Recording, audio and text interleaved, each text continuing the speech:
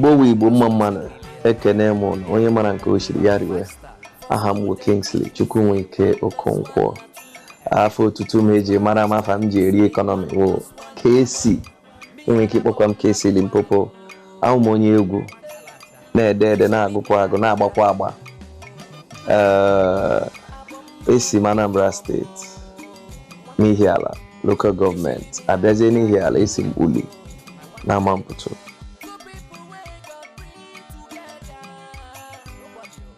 See a family of Aidisa Moawo Yankisi, yeah, Ise Aidio Mokato, Moayano Namejawego, may he so rest in peace. Was a name Kadindo. I'm on Najigule, Nageto, and they want to be a slum. So Nkao, one of the biggest slums anywhere across the world. Eba Cameroon, Ntokwa na Jegule, gas school na ghetto eba. Chineke nyekwa anyị aka so ka anyị nọ na ghetto na house kwa. On emepe brain anyị, you know, with the challenges anywhere there, you know, those are the things they help from today. You know, buga kwa anyị eba anyị nọ kita and you know, the grace of God also involves. Then we got my first album, which is a takeover about Limpopo and Pullover Day. Me Nkabo 2 years ago. Nkabo my second solo album. Then release another one kita or Eastern Conference.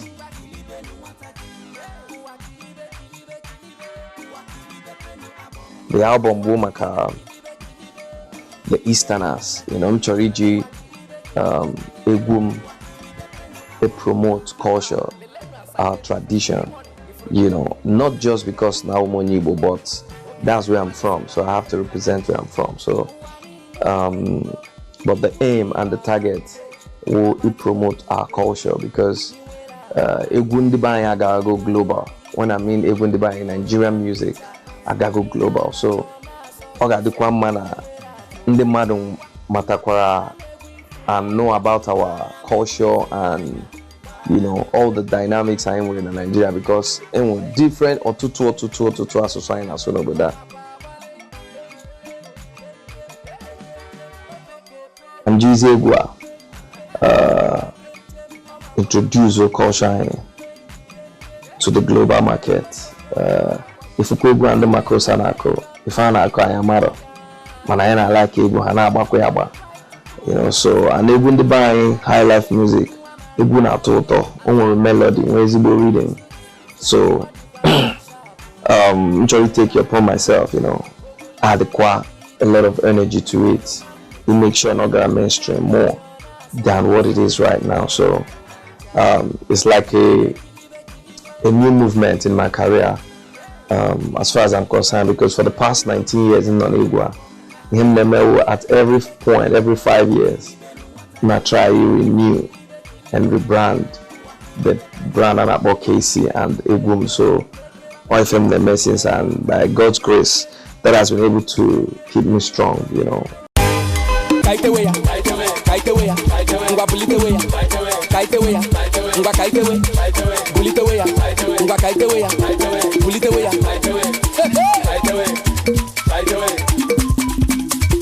Adiana not webe ekirikwe mmanwu ndị n'ọchị ndị na-akwa ndị ọzọkwa n'egwu Adiana not webe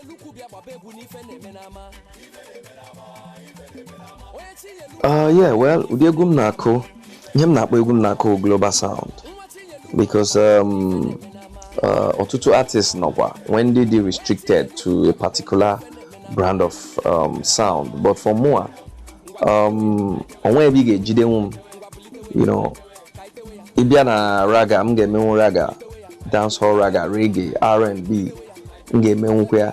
Isi ka anyị mee high life anyị ga-eme ya, isi ka anyị mee any brand of music, isikwa ka anyị mee rap anyị rap wee rap you got that. So but ihe m na try ime over the years wo m na try pick ebe gathering, you know, easier to express without more stress on them. So my sound, him not we are with global sound, you know. Anywhere in the world, I've been able to travel. I got to go a lot of countries, met tour and all that, and some of those countries, America, Europe, Asian countries, within the African countries, Hancha na got ifegum neku, and Hancha na pom again and again and again. So the brand will, the sound will global sound, not just for a particular region or particular people. That's it.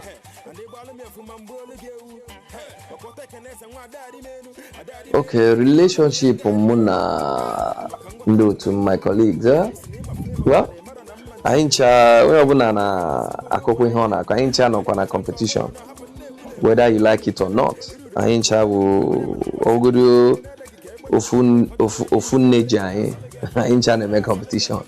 You know, competition I wouldn't kit your or busio one, you know, but onya neko onya oga choko beat onya which helps the industry and motivates all of us. So away from that, Muna, all the artists are almost in good times. So when you money ana so anything, when you money ana alo. And when you guys on to go Muna, one of my colleagues Nesu ko ona lokasi. Except in the Muna hammer a direct business, maybe in the my company, breachery contract and all that. Away from that, and when outside artists and money, I'm with any issue or anything. It's not part of me. More a easygoing person, so I'm not like in my business, and also they quite nice to everybody. So I'm gonna buy him man.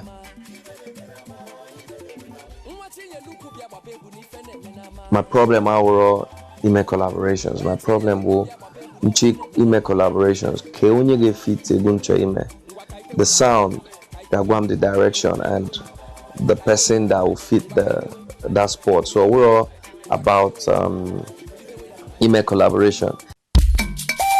It's Maestro on the beat, baby.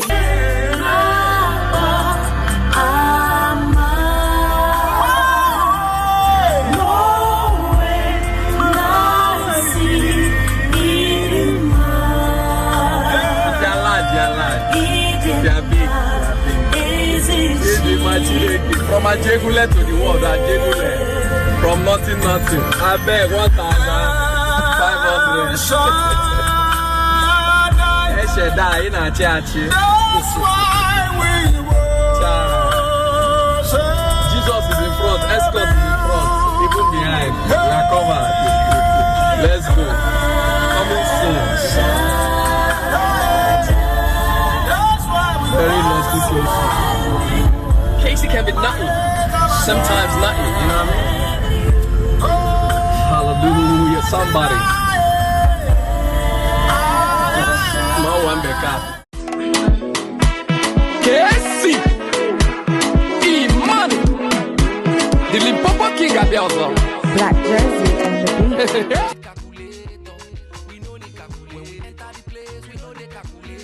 Ihe si na nakuru mmiri gbagoro n'elu. Amamihe ndị Igbo na amaga akpụ ya akị oyibo ka coconut. Amam na coconut bụ ihe etinyere n'ala. Ọ gbago enu kuru mmiri amam ka o si eme. O Jehova na arụmụ asa ọ bụrụ na ọnyanwa.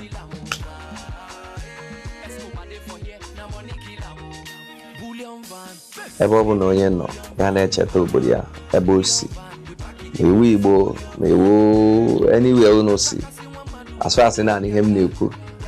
Ị ga na-agba mbọ ka ị na-erute ụlọ ka ị na-edonite obodo anyị because ụmụazị kịta anaghị asụ Igbo efuona ana ọwụrụ ọsụ Igbo most of our dialect efuwego because everybody na-agbapụ obodo oyibo ọ gbapụ na township a na-echefuzi the route ebe anyị si. So investment anyị ife ọbụla anyị na-eme anyị ga na-agba mbọ ka anyị na-echeta ụlọ you know because na Igbo si n'akụ ruo na amara onye kpara ya ihe a bụ uche m ga-ebunye ụlọ ka anyị nchatikọta aka all the car project market Eastern Conference, all part of the reason, you know. Iji chetakwa na anyị ga-develop kwa ba anyị no matter what, factories, you know, all the businesses anyị na-eme n'obodo a na obodo ndị ọzọ. Anyị ga na-agba mbọ nwayọ ka anyị dozie obodo anyị na ọ ga-adịkwara anyị mma at the long run. Ya gaziere ụnụ.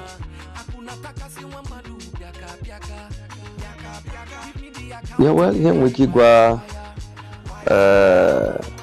upcoming artists ndị na-akwado ịbata n'ihe anyị na-eme.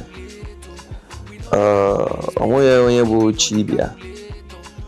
First of all, Chineke ga-enyegodi gị the talent and nye gị the dream and the drive. You got that? So those are the things you need first.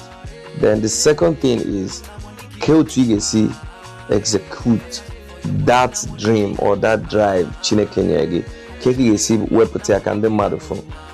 Kita enwere ọtụtụ ụzọ pụrụ iche inwe ike isi ewepụta ya through Instagram, Twitter.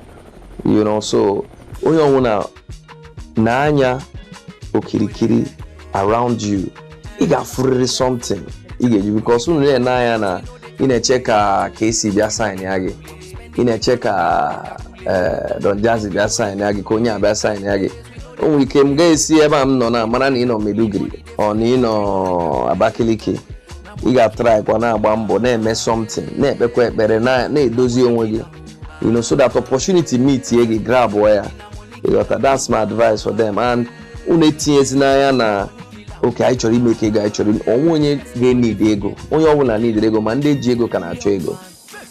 Ị ga-enweta ego, but ihe ị ga na-echegodi wu ka ị ga-esi execute all this your job, mee ọlụ a ka ọ daba egwu anyị chọrọ ịkụ kịta, ka otu ị ga-esi mee ọfụma ka nke gị pụọ iche from ihe ndị ọzọ na-eme.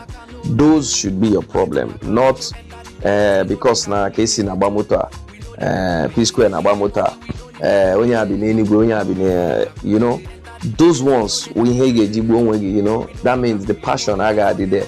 The passion ị ga-enwegodi wu distract, so inwetegodi $1 ihe ga-emegodi wu ịchọrọ izu bling bling, you know. Anyị mechara ụmụ ihe ahụ oge anyị ebido, so ọ ga-adịkwa mma na ime ka some of you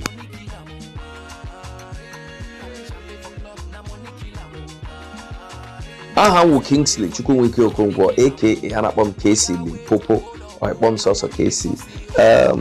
Ihe na-ekiri kịta bụ isi mbido TV, and ebe aka ọ ga na-akpọtụ Igbo onye ma nke ochiri ya riwe, ana m ekele unu.